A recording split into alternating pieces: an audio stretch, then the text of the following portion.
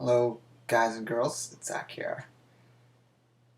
I wanted to do a video on mudras and their meaning and what they do and how they work and how they can be applied to an actual practice, what effect and benefit you can get from them. If you actually understand how they work and what they can do for you, then you'll better understand how to use them. Some people do use them in yoga practices and things like that. They'll sit there with their hands on their knees in these positions. Sometimes they'll have learned to do it with the middle finger to this one. They all do different things. I haven't done or looked into those for a long time. I couldn't even tell you the names of those mudras or what they're supposed to do. It has to do with nadis lining up, and I believe one set you're supposed to hold when you're doing your alternate nostril breathing. I believe it's the one with the middle finger, perhaps, maybe not. And the other one's for other purposes, like meditation, and it helps focus the concentration behind the forehead. Obviously, when you're in meditation, your eyes are closed. But if you look into yoga, if you look into Western Hermeticism, if you look into martial arts, specifically what comes to mind is ninjutsu. I know it has some mudras that are for specific purposes, and they all have the same quality behind them of what effect they have. I mean, even consider Catholicism. There's mudras you see the saints holding that have specific purposes and effects when done correctly, if you have the know-how of what it is they're supposed to do and how to access that power that they can hold. Now, there's two things to the effect of any mudra. One is just the feeling you get from taking on a shape. So you might, to a degree, a mudra starts to take on its own feeling to it. So if you were someone that was born in some indigenous culture, never had been exposed to Western culture, and you saw someone doing this, it's not going to look, you're not going to have any association with it, but most of you who see that have probably a slightly negative association with it if you're thinking of something satanic or heavy metal, etc. Maybe that's your thing and you love that, and that's fine. But really, it's just a hand position, and it gets acknowledgement to being representing something, the more power it's going to have for that purpose. So if you're going to want to create your own mudra, you're probably not going to use this one for a purpose that would be something that was the complete opposite of what people generally associate this one with. So if you wanted it to be like peace, love, and harmony, that's not going to be the one you want to use. But actually, I'm just thinking of another culture, in Chinese culture, in Taoism. Mudra that's what made me think of it was this, but it's actually just the two middle fingers pressing down into the middle of the palm. There's the idea that this is activating the kidney meridian. And it doesn't really matter what these fingers are doing. It can even be a fist, but it's the two fingers pressing in there has a specific purpose. So that can be considered a mudra as well, because the mudra has its symbolic effect when you're holding it, but it also has the effect of what it's doing on your hand and how that can influence the body. But then there's also that's sort of the microcosm. There's also the macrocosm of what effect is it having on the world outside of you. So there's going to be some schools of yoga or Hermeticism, mysticism, that will say certain mudras might have an effect on increasing abundance in your life or improving your relationship with others in various ways.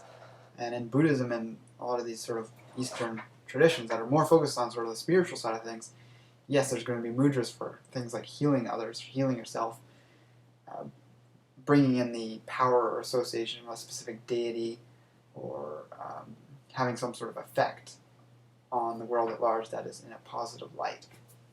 That isn't more for lower desire. And by lower, I don't mean worse or less noble, but lower in terms of it just not being for the greater good of humanity. It could be for your own convenience, and that's totally fine if you want to, have more financial abundance in your life. That might in turn allow you to be more spread more love and healing in the world if you have that financial abundance. So who's to say whether you wanting more money in your life is a bad thing? And if you're using spiritual and attraction type means of getting it. So there's the association of the symbol itself. So if we're just talking about mudras, which are hand symbols, it could be the two hands together in various ways. If you have a set outcome you want from it, you want to use a symbol that reflects that. So if you think of someone putting up their hands like this, and they say, I love you, that intent of I love you doesn't really come through with the symbol of having the hands up. Just the same thing as having because this kind of symbol has an association of negativity to some degree, you're not going to be associating it with something that's positive. So if you understand what I'm saying here, anything you're doing has a certain quality to it that's going to reflect on, or you want to sort of have as reflecting to the intent of it. Now, the other side to it, which isn't just the sort of concrete side to it that we can just talk about, is the charge behind it. So there's sort of more passive mudras, from my understanding, from my opinion of them, which is, the things in yoga class you just do because someone else is doing it. They're mudras that a lot of people know about and use for a specific outcome, and because they have sort of a mass consciousness acceptance of them doing something. So, if you're sitting with your hands on your knees in, I think it's Jnana Mudra, or something here, I'm just going to shut the door.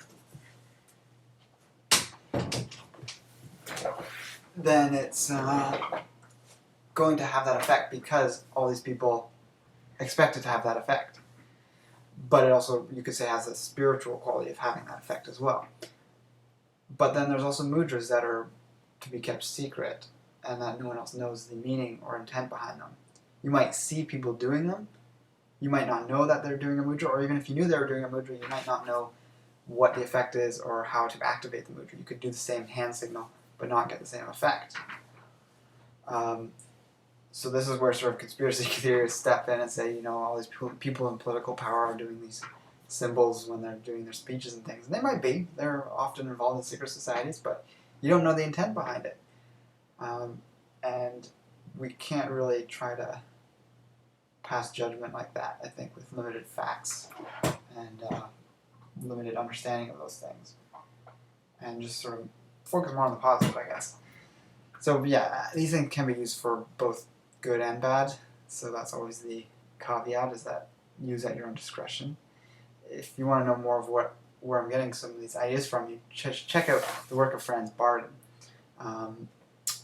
His book, Initiation to Hermetics, has a section on mudras, which is essentially talking about a lot of things I'm saying here. But if you were to do a repetitive thing, like say you had a mantra or a meditation that you did that was ritualistic in some way. So every time you did it, it was the same procedure. I'm not going to get too specific as to what that could be. It could be simply saying, like I said, a mantra that had a visualization accompanied with it. And when you did that, every time you were charging something on a higher spiritual level. So you can almost think of this, if you want to think of it in physical terms, as a battery being stored up with some type of energy. So the more you charge that battery, the more charge it's going to hold. And ideally, you're doing this on a regular, consistent basis, whether it's every day, every once a week, on every full moon, whatever it is. When you consistently charge this quality up, you can then develop and associate a mudra for unleashing that power. So you could have a mudra that you'd use, just throwing it out there as possible reasons why you might use this. So say you had an instance when you needed to have a sudden jolt of confidence and a feeling of, how would I call it? Confidence if you're speaking in front of people in public or something. you would associate something that you were doing when you weren't in front of people in a meditative setting that cultivated that feeling, and you almost felt like it was being stored somewhere, either inside of yourself or somewhere out in the ethers. And then by doing whatever mudra you had associated with it, that you might be holding that mudra perhaps when you're doing that practice, so that when you have to use it, you can simply hold that mudra either in your pocket or even out in public if you don't mind other people seeing it. You might even have to have some other association with it so that someone else doesn't do it and be able to use that same power you built up, so they're using it to your benefit. But you simply use the mudra, and that association suddenly floods your body, and you have that quality in you that you've programmed for so long. You could look at this from a really rigid, analytical, scientific perspective and break it down to the subconscious, internalizing that feeling and having that effect just because you've repetitively done that feeling. But I definitely think there's more to it than just simply looking at it from such a strict scientific level. Because if you ever had experience with anything of this nature, you might have had experiences where something will happen that is very much uncharacteristic of the limits of what you had just been doing. I can't really go into more details than that because it's a bit of a personal thing. And it's vague, and I don't want to sound... I guess I just don't want people to think it's weirder than it is. Because it's not. It's actually a very much legitimate thing that has been done in cultures all around the world for a long period of time. Like I said, there's the Catholic sort of saint one. I think this is sort of like a blessing thing. There's the Eastern ones. There might be other ones that you might create that have their own meanings. You could look at like even modern gangs today, and this would probably be of a more negative influence, but they have their own ways of communicating using symbols, but they have a certain charge to them. There's something I've looked into, like the gangs like MS-13 does do the bullhorns. Of course, everyone knows that one. I'm not going to do it, but the blood symbol. And people also just don't know the effect it has when you start throwing out these signs without actually knowing what power is behind them.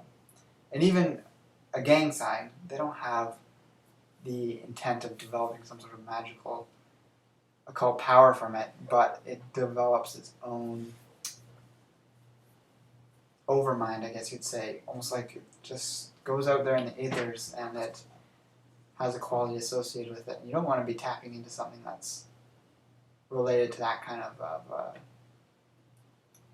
negativity, because those types of groups are definitely negative and not something to be associated with. If you look into the history of Nazis in Germany, they had a lot of occult weird stuff going on, and you look at Hitler's, the Nazi salute with the hand up on the angle coming from your head is a mudra.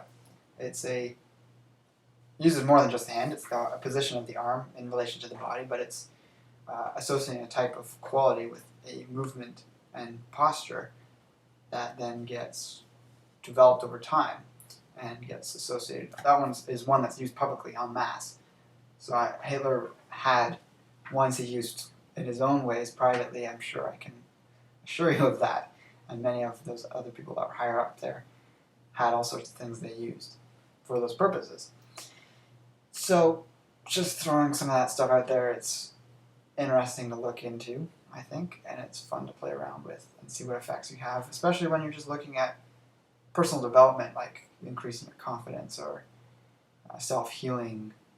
Reiki could be said to have certain types of mudras. I keep mixing up the word mantra and mudra. Let's see if I can think of any others quickly. Well, there's other meditation mudras, like the, how is it now?